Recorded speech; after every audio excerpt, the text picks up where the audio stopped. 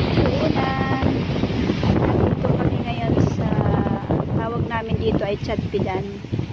Mangunguha kami ng sisi or dumay. Ayan yung kasama ko. Ano siya. Wait, huwag ka masyadong lumapit. Malaki ang alon.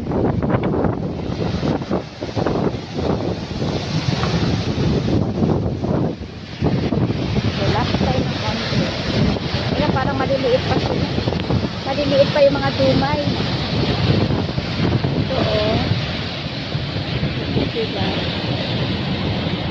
Ay. Ayan. High tide kasi eh.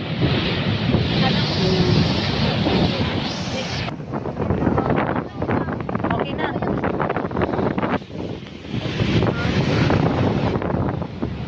Asan yung